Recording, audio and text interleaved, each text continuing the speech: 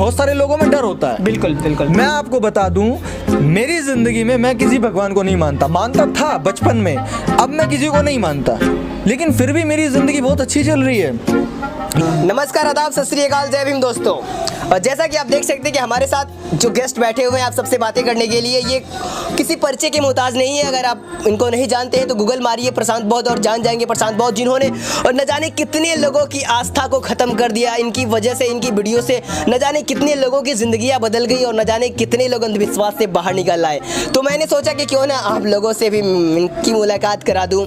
तो प्रशांत जी, आपको क्या लगता है कि हमारे देश में जो लोग रहते हैं ये पागल हैं जो भगवान को मानते हैं, या वो लोग जो भगवान को नकारते हैं?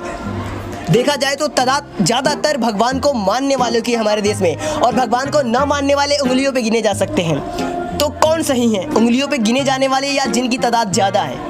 देखिए, ना तो कोई सही होता है ना कोई गलत होता है। बिल्कुल। एक नजरिया होता है कि किसी चीज को हम किस नजरिए से देख रहे हैं, उसी के हिसाब से हम चीजों को तय करते हैं। बिल्कुल। अब अगर हम किसी एक भक्त को देखें या किसी एक अनुयायी को देखें जो भगवान को मानता है, बिल्कुल, तो अगर हम उससे पूछें या उसकी नजरों से देखें तो वो गलत नहीं है। नहीं।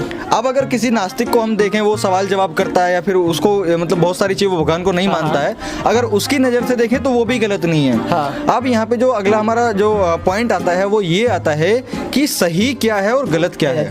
लोग नहीं कि कौन गलत है कौन सही, चीज क्या सही है क्या गलत है। बिल्कुल। देखो, जाहिर सी बात है, कोई भी अगर चीज है हमको उसको मानने से पहले उसको जानना चाहिए। जो कि हम बाबा साहब का वीडियो मैं भी बनाता हूँ, आप भी बनाते हैं, तो हम यही लोगों से कहते हैं कि आप उनकी भक्ति में मत लगिए, उनको जानिए पहचानिए, उसके बाद उनको मानना शुरू कीजिए। लेकिन भगवान के केस में क्या है कि जो ज्यादातर लोग हैं, जो आप बता रहे थे कि ज्यादा लोग मानने वालों की संख्या है, वो एक्चुअल में है क्या, वो यही है। क्योंकि देखो, आपको पता है कि हमारा देश जो है जब से आज़ाद हुआ है, तो पहले क्या था कि हमारे देश में जो 85% मूल निवासी थे तो उनको गुलाम बना के रखा हुआ था। तो जाहिर सी बात है उन लोगों की संख्या जो थी वो कम थी। अब वो लोग पहले से ही एजुकेटेड नहीं थे और उनका जो खाने का जो रोज़मर्रा की ज़रूरतें होती हैं उनका भी उनके पास में कमी थी। तो उन्हीं कमियों को पूरा करते हुए कुछ चुनिंदा लोगों ने जो है इस भगवान का सहारा दे दिया कि भाई अगर आप इसकी पूजा मात्र करेंगे तो आपको ये सारी चीज़ें मिलने लगेंगी।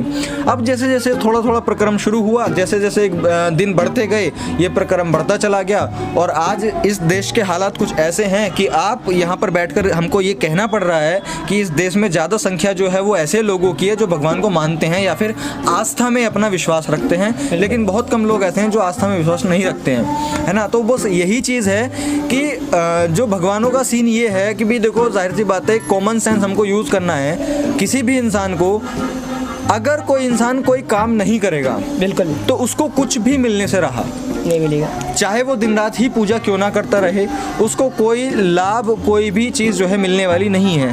तो सिर्फ इसी बेसिक से पॉइंट से हम क्यों इस बात को जज नहीं कर लेते हैं कि हमको भगवानों की मूर्तियों की पूजा करनी चाहिए या नहीं चाहिए। हमको कोई और बड़ा कोई कैलकुलेटेड सॉल्यूशन देखना ही नहीं है। एक सिंपल सी चीज़ है, क्या उस भगवान को पूजा करने से हमें कुछ एडिशनल मिल रहा है या नहीं मिल रहा है, हमको ये देखना है। अगर नहीं मिल रहा है तो भाई क्यों अपना टाइम वहाँ पे वेस्ट कर रहे हो। और अगर बात सिर्फ यहीं तक होती कि लोग पूजा ही तो कर रहे हैं, कुछ दिक्कत थोड़ी है, अगर बात सिर्फ यहीं तक सीमित होती तो ये कोई इतनी ज़्यादा आपत्ति वाली बात नहीं थी जिसके लिए आपको वीडियो बनाना पड़े, मुझे वीडियो बनाना पड़े या लोगों को वीडियो देखना पड़े। लेकिन ये बात इस हद तक जाती है, एक मुस्लिम कम्युनिटी कहती है कि भाई आप अल्लाह को ही मानो, और जो भगवान को मानते हैं वो लोग मतलब बेकार लोग हैं। भगवान वाले लोग कहते हैं कि आप सिर्फ भगवान को ही मानो, जो लोग अल्लाह को मानते हैं वो आपके दुश्मन हैं। बिल्कुल। तो कहीं ना कहीं क्या हो रहा है कि जिस तरीके से देश आगे बढ़ता जा रहा है, समय आगे बढ़ता जा रहा है, लोग नए नए भगवान क्रिएट करने में लगे हुए हैं, और अब नए नए भगवान क्रिएट करने के बाद पुराने भगवानों को जो लोग मानने वाले हैं उन लोगों में आपस में भिड़ंत करवा रहे हैं, है ना। तो ये चीज़ अगर सिर्फ पूजा तक सीमित होती तो ठीक था, लेकिन ये जो है देश की जो डेवलपमेंट है उसको रोकने का बहुत बड़ा एक काम कर रही है। तो मैं यही इस चीज़ में कहना चाहूँगा, आप किसी भी चीज़ को मानिए लेकिन उससे पहले उसे जानिए। और बहुत बेसिक चीज़ मैंने आपको बताई है, अगर किसी भी काम को करने से कोई एडिशनल बेनिफिट आपको मिल रहा है तभी उस काम को कीजिए, अन्यथा क्यों अपना समय और दिमाग वहाँ पे बर्बाद कर रहे हैं। तो आपको कभी ऐसा लगता है कि इस दुनिया को कोई ना कोई संचालित कर रहा है, भगवान या अल्लाह, ऐसी कोई शक्ति है जो हम सबको संचालित कर रही है, क्योंकि भक्तों का ये मानना है कि भगवान ने हमें पैदा किया है, भगवान ने सबसे हमें पहली बनाया बात तो यहाँ पे ये आती है, आप इन चीजों को जानकर करोगे भी क्या?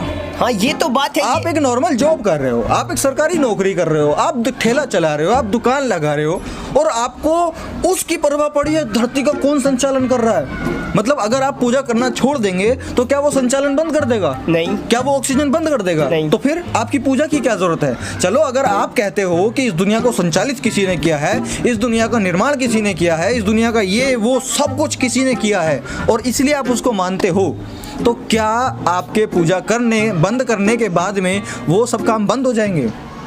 बिल्कुल नहीं बंद हो। अगर नहीं तो क्या जरूरत है फिर उस दिखावे को करने की और उन चीजों की वजह से देश में इतनी गंदगी फैलाने की, है ना? तो ये चीज़ बहुत बेसिक वाली है, क्योंकि लोगों को इसी चीज़ को बता करके बेवकूफ़ बनाया जाता है, एक आम इंसान को। क्यों? क्योंकि जो कुछ चुनिंदा लोग हैं जो धर्म के ठेकेदार बनते हैं, उन लोगों को पता है ये लोग जॉब करते हैं, कोई यानी कि अपनी रोजी रोटी का जुगाड़ करते हैं। अब ये लोग इतना पढ़ने लिखने से तो रहे, इतना रिसर्च करने से तो रहे, तो इसीलिए इन लोगों को ये बता देते हैं कि भी इस भगवान का जो मतलब कोई संचालन कर रहा है, ये सारी चीज़ें, तो ये सब फालतू की चीज़ें हैं। अगर कोई कर भी रहा है तो वो करता रहेगा, चाहे आप उसको पूजो या मत पूजो। यही बेसिक सी चीज़ है इसमें। तो मतलब अभी जो ये धरती पे जो तमाशा हो रहा है कि अल्लाह हमारे हैं, गॉड हमारे हैं, राम के नाम पे लोगों को मार दिया जा रहा है, तो मतलब इसके पीछे आपको ऐसा नहीं लगता कि कहीं ना कहीं कोई दुष्ट दिमाग लोगों का लगा हुआ है, जो लोगों को अंधकार में रखना चाहता है, लोगों को भ्रमित बनाए रखने की कोशिश की जा रही है, लोग भ्रमित रहें, इसके लिए रात दिन वो लोग काम कर रहे हैं? बिल्कुल, जैसे कि अभी आपने देखा होगा कि जो आरएसएस है, आरएसएस संगठन है, जो उसके प्रमुख हैं मोहन भागवत, वो लोग हमेशा ये कहते हैं कि हम इस देश को हिंदू राष्ट्र बनाना चाहते हैं, हिंदू राष्ट्र बनाना चाहते हैं। देखिए, इतिहास की बहुत बेसिक चीज़ आपको मालूम होगी कि पहले भी जो देश है हमारा, वो एक सेकुलर देश था, जिसमें कोई ऐसे ज़्यादा धर्म वगैरह नहीं थे, इतने भगवानों का ज़्यादा इतना कुछ नहीं था, तो उस टाइम पे एक नॉर्मलिटी थी हमारे देश के अंदर में। लेकिन जब से इन लोगों ने ये भगवान आए हैं, उसके बाद फिर अल्लाह का वो हुआ, उसके बाद गॉड आए, उसके बाद ये आए, तो उसके बाद से जो ये न्यूक्लियर बॉम्ब वाली लड़ाई होती है ना, उससे ज़्यादा बड़ी लड़ाई ये मानसिक वाली लड़ाई होती है। क्योंकि एक कहावत है, शायद आप लोगों ने सुनी होगी, कि जो काम बंदूक की गोली नहीं कर सकती ना, वो काम मीठी बोली कर सकती है, और उसी चीज़ का ये लोग फ़ायदा उठाते हैं। आपने देखा होगा बड़े बड़े पंडाल लगे होते हैं, बड़े बड़े विश्व गुरु जो आते हैं वहाँ पर आकर प्रवचन देते हैं, भगवानों के बारे में कथित लीलाएं वो जो है बताते हैं कि इन्होंने ऐसा किया, इन्होंने वैसा किया। हालांकि अगर उन्हें प्रैक्टिकली सोचा जाए तो वो पॉसिबल नहीं है, लेकिन वो बताते हैं, और बड़े अच्छे स्वभाव में एक बैकग्राउंड म्यूज़िक के माध्यम से बताते हैं, जिससे कि क्या होता है कि लोगों को ऐसा लगता है कि हाँ, ये जो इंसान बता रहा है यही वास्तविकता है। लेकिन उसके पीछे इनका रीज़न क्या होता है कि आपने देखा होगा, एक जो राजा और प्रजा का जो शासन होता है, बिल्कुल, जो काल होता है, तो उसमें क्या होता है कि राजा जो है प्रजा पे सिर्फ तभी तक जो है राज कर सकता है जब तक प्रजा जो है अपनी बेसिक नीड से फुलफिल नहीं है। क्योंकि अगर प्रजा के पास में सब कुछ होगा तो वो राजा का क्यों सम्मान करेगी, वो राजा की गुलामी क्यों करेगी? तो वही चीज़ क्या है, ये धर्म के ठेकेदार जो लोग हैं, इन लोगों ने क्या किया हुआ है कि भाई हम एक ऐसी चीज़ इन्होंने गाड़ी हुई है कि इंसान को इसकी ज़रूरत हमको महसूस करानी है कि आपको अगर पूजा नहीं करोगे तो आपके साथ में ये चीज़ होगी, अगर ये नहीं करोगे तो ये होगा, ये नहीं करोगे तो ये होगा। अब उसके मालिक हैं वो कुछ पर्टिकुलर लोग, कुछ एक चुनिंदा लोग हैं। अब वो लोग कहते हैं कि भाई अगर तुमने ये काम करना बंद किया तो तुम्हारा ये हो जाएगा। तो इसी वजह से वो लोग एक राजा प्रजा वाला जो है राजतंत्र इस देश में लाना चाहते हैं कि हम कुछ चुनिंदा लोग जो धर्म के ठेकेदार बनते हैं, वो लोग इस देश पे शासन करेंगे, और जो बाकी प्रजा रहेगी उससे वो लोग लाभ उठाएंगे, उनसे गुलामी कराएंगे। मतलब ये सारा खेल डर का बिजनेस है। सारा खेल जो है वो डर का बिजनेस है। अगर प्रजा के अंदर से डर निकल जाता है, वो क्यों उनको मानने वाले हैं? बिल्कुल नहीं। तो उनका धंधा सब बंद हो जाएगा। तो ऐसे में जो हमारे समाज के लोग फंसे हुए हैं, जैसा कि SC ST OBC वर्ग के ज़्यादातर लोग ये होते हैं, जो भी दंगे हो, चाहे जो भी राम मंदिर बनाने की बात हो, तो ज़्यादातर SC ST OBC वर्ग के लोग ही होते हैं। तो उनको कैसे सही रास्ते पर लाया जा सकता है? कैसे उन्हें एक नई दिशा जो इन अंधविश्वास पाखंडवाद से कैसे बाहर निकाला जा सकता है? देखो, इसमें मैं एक चीज़ कहूँगा, मैं एक तो जो चीज़ अपनी वीडियोस में जो सहारा लेता हूँ, मैं कोई बहुत बड़ा इतिहास की बात नहीं बताता या कोई मैं ऐसी मैथमेटिकल जो कैलकुलेशन नहीं बताता जिसको सामने वाले को करना बहुत मुश्किल हो। मैं सरल भाषा में एक बात बताता हूँ। कोई भी इंसान आपको आकर के किसी काम को करने के लिए बोल रहा है, एग्जाम्पल लूँ मैं, राम मंदिर के लिए बोल रहा है, तो वो बोल रहा है कि भी आपका राम मंदिर वहाँ पे बनाना चाहते हैं और आपको उस बनाने के लिए आपको वो करना पड़ेगा, हमको धरना प्रदर्शन, और आप वहाँ पे चलो। कि राम मंदिर क्या मेरे जीवन में या मेरी जीवन की बढ़ोतरी के लिए कोई योगदान देगा या नहीं देगा? अगर देता है तो ठीक है, आप जाइए, लेकिन अगर नहीं देता है तो वाई, आपका वहाँ जाना बनता ही नहीं है। बिल्कुल। अगर कोई और काम, कोई इंसान और किसी काम के लिए कहता है, कोई कहता है कि आप जागरण करा लीजिए, आप देखिए, कॉमन सेंस से देखिए कि क्या उस जागरण को कराने से आपका कोई प्रैक्टिकल वर्क जो है इम्प्रूव हो सकता है? अगर होता है तो ठीक है, आप उस काम को कीजिए, कोई मना नहीं है, लेकिन अगर नहीं होता है तो भाई क्यों हम उस काम को करें? बिल्कुल। तो ये सारी चीज़ें आती हैं। अगर कोई भी चीज़ आती है आपके सामने तो उसको कॉमन सेंस से यूज़ लीजिए, कॉमन सेंस के माध्यम से देखिए कि क्या ये प्रैक्टिकली पॉसिबल है या नहीं है। तो कॉमन सेंस को हमको डेवलप करना पड़ेगा। अगर हमको कोई बहुत बड़ा इतिहास हमने पढ़ा हुआ नहीं है या फिर कोई हमने बहुत ज़्यादा डीपली साइंटिफिकल रिसर्च नहीं की है, तो हमको कॉमन सेंस का यूज़ करना पड़ेगा और कॉमन सेंस को डेवलप करना पड़ेगा। तभी हम इन पाखंडवादों से, ऐसे भ्रमित करने वाले लोगों से बचकर रह सकते हैं। भाई बेवकूफ़ी मत बनो, कॉमन सेंस से ठीक तरीके से सोच समझ के काम को करो, आगे बढ़ो। हमारी एक लाइफ है। बिल्कुल। हम हर इंसान अपनी ज़िंदगी में अगर आया है तो अपनी जीवन शैली को बदलने के लिए आप स्वयं और अच्छे यानी कि ठीक तरीके से आप स्वयं काम करें।